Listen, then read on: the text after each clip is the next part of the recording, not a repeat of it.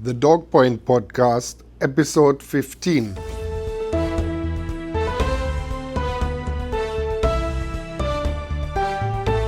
A few years ago, dog training was just that, dog training. And we have gotten to the point where some people have made it so complicated that dog owners oftentimes are lost and don't know which advice to follow, what to do, and all of that, which is totally unnecessary. And what gets lost a little bit in all of this is this. A dog will display some problem behavior, either because of his genetic makeup or because of a mistake that the owner inadvertently and unknowingly made and allowed to fester, and it has now become a problem. So the dog owner reaches out to professionals to solve this problem.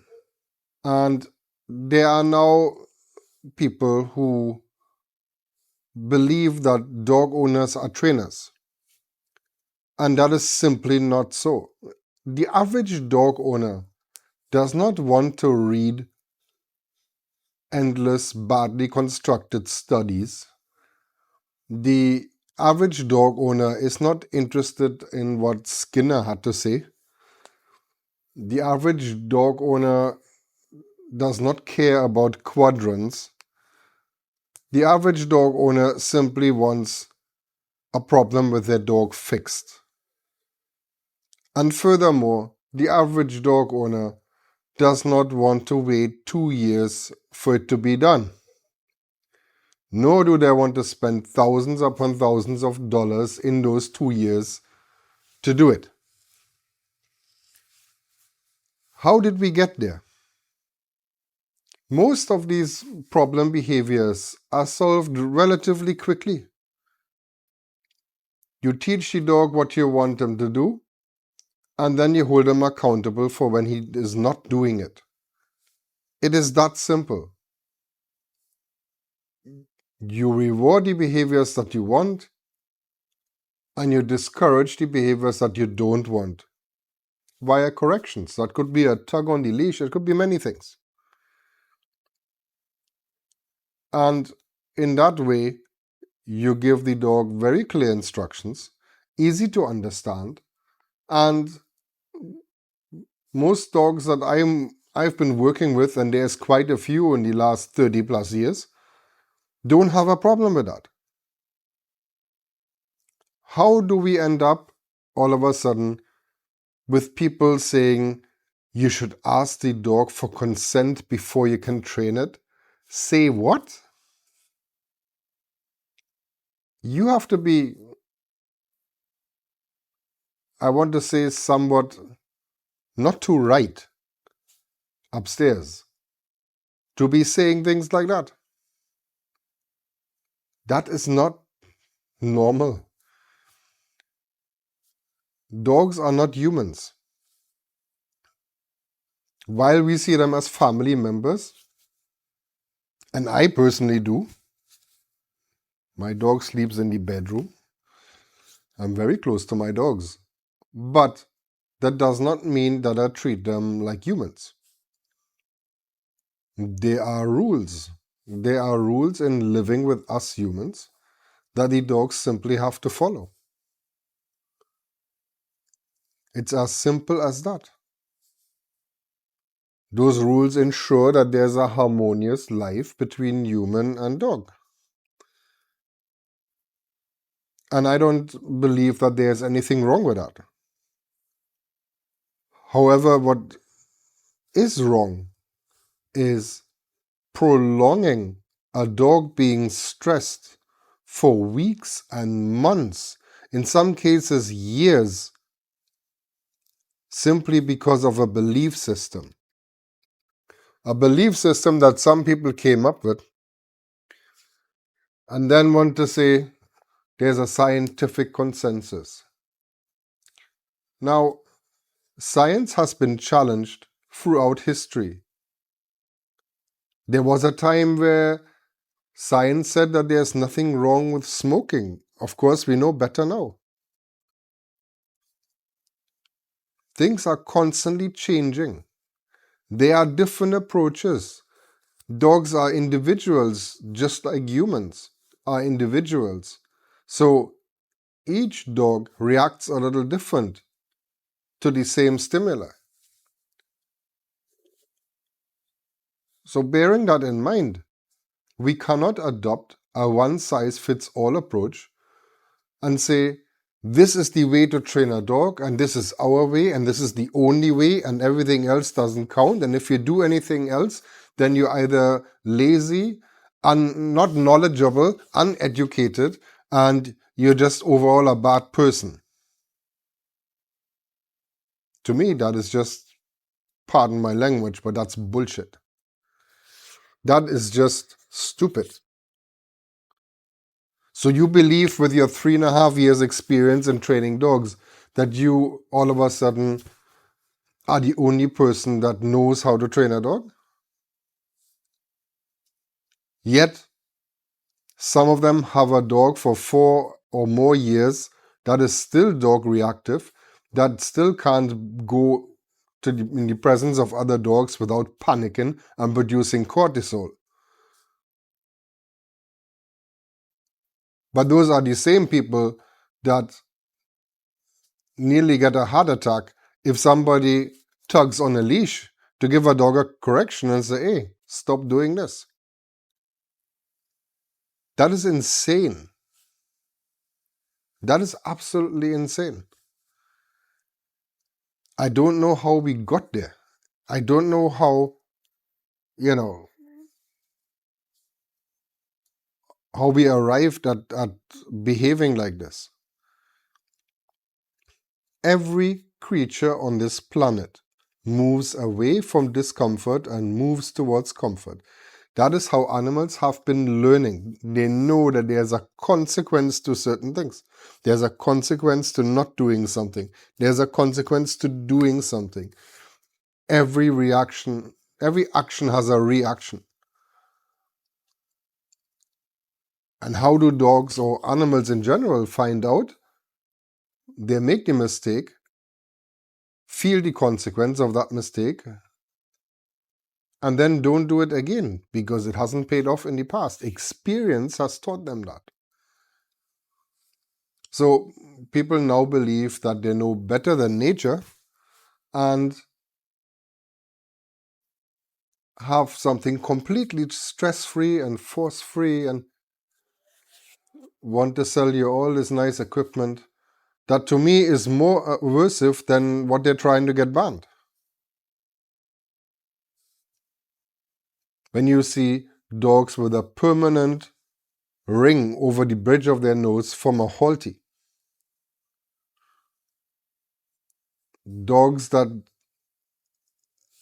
nearly get neck injuries because they saw a squirrel and run forward and the Halti violently yanked their neck around, or dogs that injure their shoulder because of a no-pull harness that squishes their shoulder blades out of alignment, simply because there was a squirrel. How on earth is that not aversive? But they will have you believe that you tugging on the leash or you using an e-collar or anything else, that you are a bad person for doing this. If you want to be force-free, stop using a leash. Do everything off-leash. Everything. Do everything off-leash. Because the moment you put a leash on the dog, you're forcing the dog to not go somewhere or to go where you are going. That is not force-free. So spare me with that label, BS. You're being aversive. And for those who say all the other training tools, they are so cruel, cruelty is with the handler. If a handler is inclined to be cruel to an animal, he will be cruel with a harness, a flat collar, a Halti, whatever it is that's on the dog. That person will be cruel. So by all means, let's go after the people that are cruel. But that has nothing to do with the tools. Because not every dog behaves the way they're describing. Not every dog shuts down on the mere sight of an e-collar or a prong collar for that matter. Any one of my dogs gets super excited when they see one of those and push their head through. Because they know it's training time. They know they're going somewhere. They get excited about it.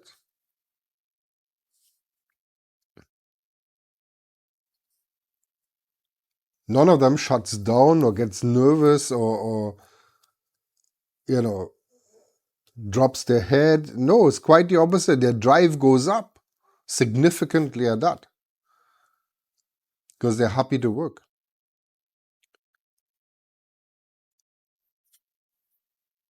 But coming back to the dog owners don't want to go broke training their dog.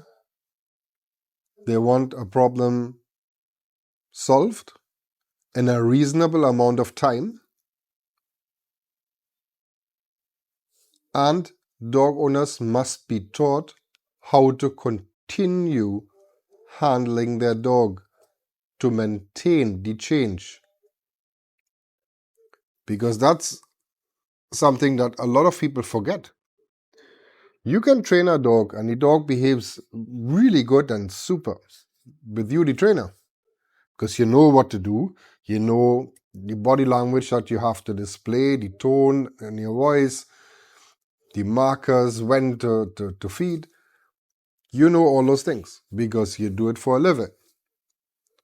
The average dog owner doesn't have a clue about those things or may have heard about it in doing some research. But that does not mean that they have the skill level to do it. So a dog that is perfectly trained and listening can be a disaster at home when the trainer is not present. Why? Because the dog owner was never equipped to handle this dog with the new rules and techniques. So we have to spend a significant amount of time educating dog owners without going into so much detail that they cannot absorb the information. Because again, they are not trainers. They don't have that passion and that drive behind the behavior of their dog. They simply need to know, if my dog does X, how do I stop it? How do I prevent it? How do I encourage it? How do I deal with it? How do I deal with the situation? And there must be simple, common sense solutions that we give to the dog owners so that I can manage that situation. And they must be able to manage any situation that they may get into with their dog. We must empower dog owners to the point that they can handle their dog no matter what's happening, because real life does not slow down because you take 2 years to teach recall or to take 2.5 years to stop reactivity.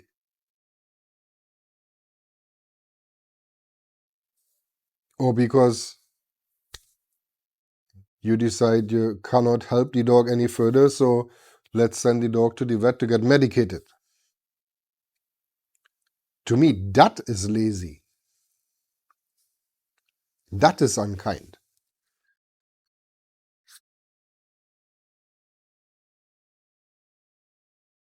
First, fix the problem, then teach the owner how to maintain it. Teach the owner what changes they have to make in their life, in their lifestyle, in their interaction with their dog to make this successful, so that both dog and owner can be happy and living a peaceful life. That is the important part. Not how much pounds of food you scatter on the ground, hoping that the dog may not react to another dog, and hoping that he doesn't notice that there is another dog. Now, as trainers, we also train detection dog. We know how powerful their nose is. Of course, he knows the dog is there. No amount of food is going to change that. Do we reward him for doing the right thing? Yeah, of course. That could be a toy reward. That could be a food reward. I'm not saying no. I use food. I use toys. But it mustn't be the only thing. If I'm saying we go right, then we go right. Just because there's a dog ahead and you want to go left does not mean that we're going left. Or that I'm throwing 2 handfuls of food on the ground hoping that you turn right. No, we're going right. That's the end of that.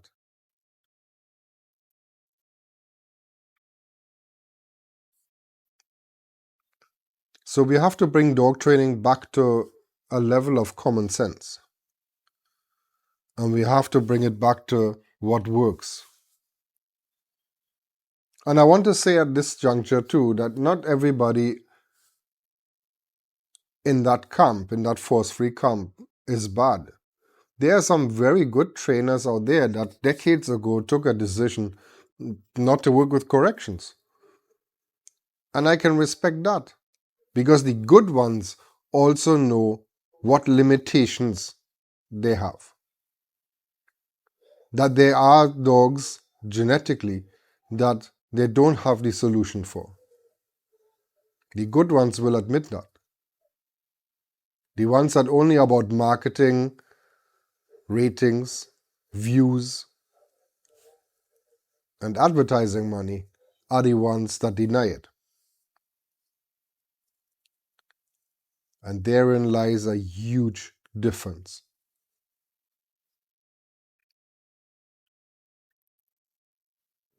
So let's bring training back to just working with the dogs, helping the dogs and helping the dog owners. That's what it's all about. Providing a solution to a problem in a timely fashion. That is what we as trainers are supposed to be doing. And a lot of people get too caught up in the whole marketing aspect of dog training and then end up only talking and not training. Unfortunately, some dog owners get pulled into that, and then 3 or 4 trainers later still have the same problem with their dog.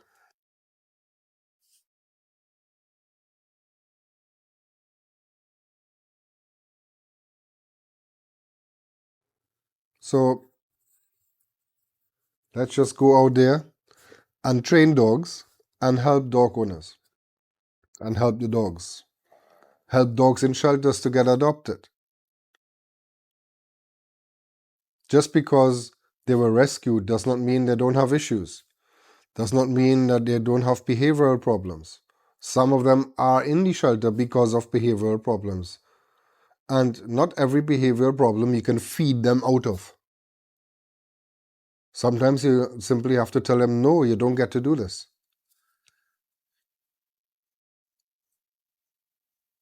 But there are shelters, and more shelters, that won't allow it. That rather put a dog to sleep than allow somebody to solve the problem. Which again, total insanity. Makes absolutely no sense. It's the same with predation. People rather have a dog shot by a farmer for going after sheep than allowing the owner or a trainer to provide temporary discomfort to solve a problem and to teach your dog not to go after sheep. That is insane.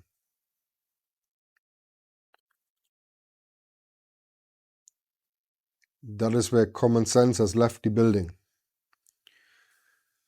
So let's bring it back, guys. Let's just go out there and train dogs. And are there newer methods than 20 years ago? Of course. I'm training completely different from when I learned it when I was a child. But there's also almost 40 years that have passed. So if something works, then yeah, we adopt it. But there are a lot of statements being made and nobody has demonstrated it working. Because if something is so fabulous and it works every time with every dog in every situation, we would all be doing it. But the reason why it's not being done by everybody is because oftentimes it doesn't work. It is that simple. I will end it there. Podcast turned a little bit into a small rant, but sometimes we have to. Sometimes some things need to be said so that the average dog owner is not being misled. It's important to keep that process honest.